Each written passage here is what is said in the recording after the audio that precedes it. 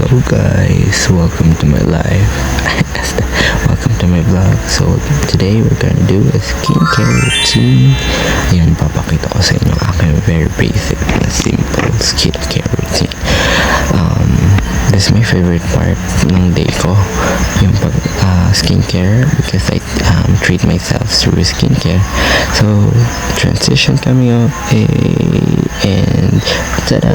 Yan, naglagay na ako ng headband para ma-reinforce natin.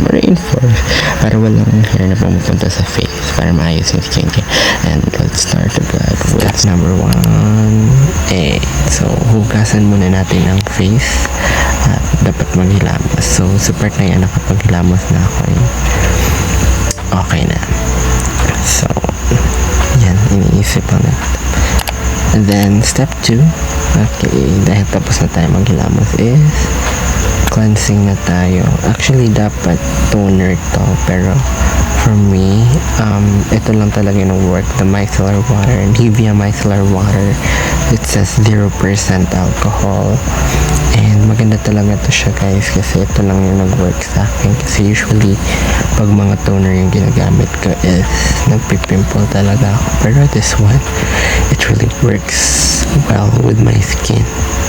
Nag-crack yung voice, sorry. So ayan, lalagay ko lang siya, and bahid. So just to remove yung excess na yung mga residue ng mga products na ginamit ko while washing my face. By the way, for yung washing step pala, hindi ko na naipakita since before ako mag-video is nakapaghilamos na ako.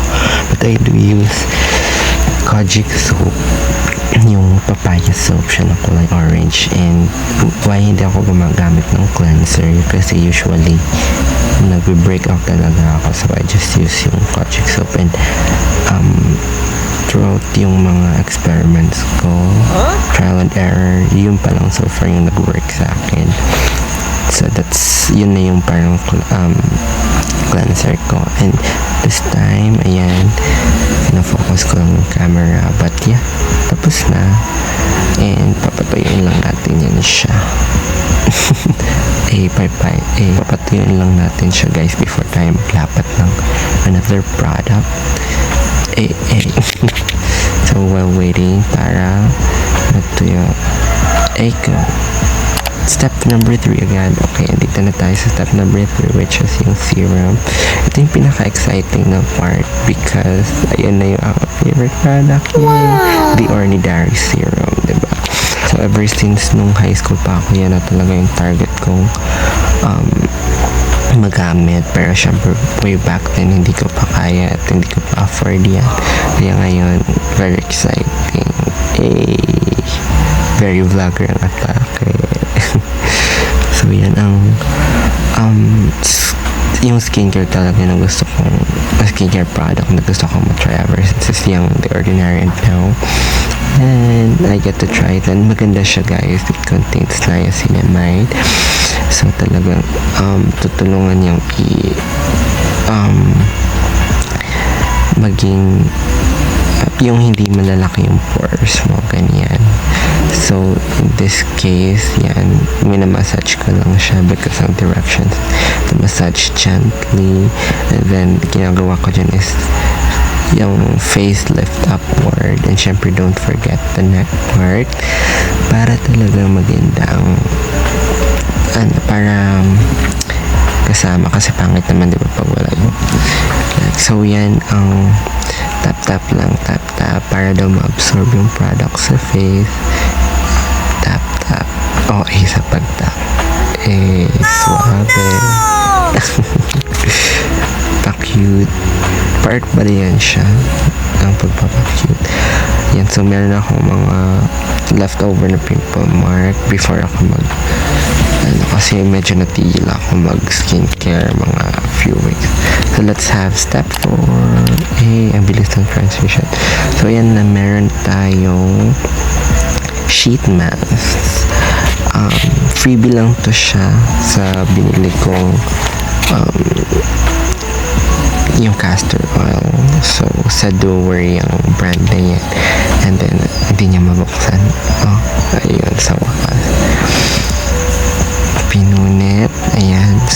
Actually, I do yung sheet mask. Ano lang, pag merong, for example, lakad the day after. And then, you can also do this once a week. Basta wag lang araw-araw. Pero yeah, ayan, tinatry ko na siyang i-peel off. Figure out, ayan, successfully pala. And, you know what guys, itong sheet mask talagang effective talaga siya kasi pag gumamit ka nito the night before yung lakad mo, kinabukasan, pagising mo talaga, as in, ang pino ng pores mo, and parang magical talaga to siya. So, you can never go wrong with a sheet mask. So, inaayos ko lang yan siya dyan. Ang problem ko lang minsan is ang lalaki ng butas. Siyempre, diba, dahil wala namang parang customized na fit, standard lang naman yung fit ng or nung sizes ng fit mask. So, minsan may mga area na katulad niyan, sobrang laki nung sa bibig na part or sa ilong, may mga hindi nako-cover, hindi nalalapatan ng sheet mask. But, it's okay. Ayan na. Pa-cute picture muna. Para may memories. Pero may nakasave na nag-sheet mask at nagpanggap na nag-skincare. And yan, ang ginagawa ko dyan is pinipiga ko lang yung packaging dahil merong natira na essence, which is yung very important kasi yan, yung excess na essence is i-apply mo din siya because sayang naman yung product. So, nilalagay ko sa leeg para pantay siya because we don't discriminate. What? Joke. So, ayan, lapat lang siya para ma-absorb. Timer, wait lang tayo. Natulog yan siya. Waiting time na naman. Teach me how to dog. Teach me how to dog. No. Swag. Freestyle. Yeah. Anong TikTok dance yan? Comment down, guys. Ayan. So, nag-antay lang ako dyan ng ang instruction kasi 20 minutes. So, walang magawa. Ayan. Silip-silip. So, pwede nyo muna kayong manood dyan or whatever. Nag-8 pa. Lo. Ayan. So, antay nyo lang 20 minutes, guys. Sabi sa packaging. So, para ma-absorb. So, ayan. Nanood muna ako dyan ng aking anime. By the way, favorite hobby ko is nanood talaga ng anime ever since. Yan, I'm watching Jobless Reincarnation or Mushoku Tensei. Yan. So, kasi nainip na yan siya dyan. The moment of truth. Drum rolls pala. Wow, look at that. So see? Ang shiny ng face ko, guys, diba? Tapos parang bagong silang na sanggo. So with clean hands, pat ko lang ulit para ma-absorb yung product. Gently lang, guys, ha.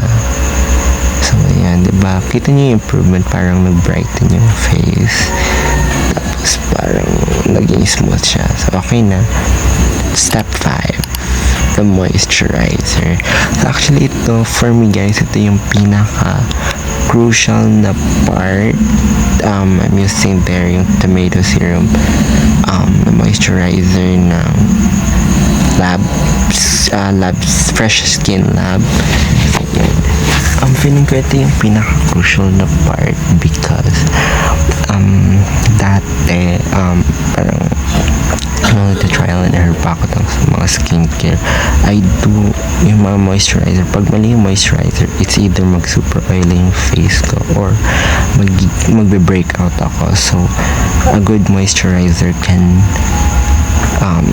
go a very long way.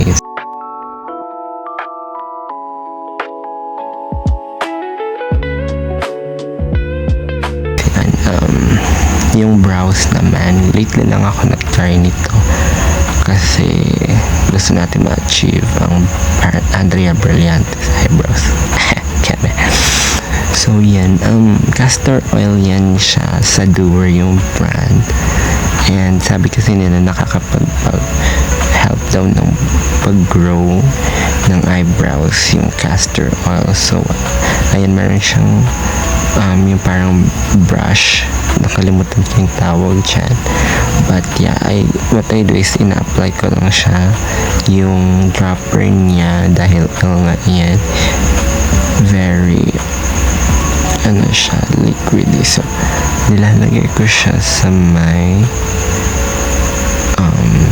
brush, and then ibabrush ko lang yan siya sa both eyebrow.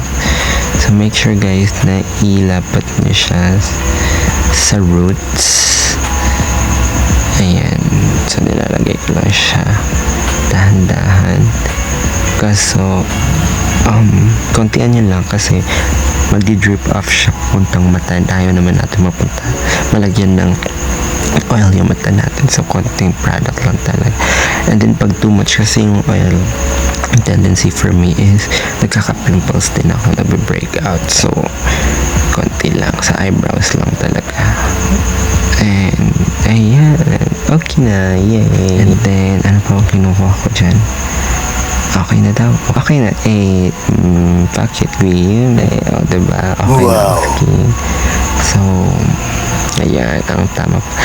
Alaga ng skin. And sabi nila daw, ang skincare ay dapat always rewarding and hindi siya task para hindi tayo tinatamad. And, ayan, that's it for today. Thank you.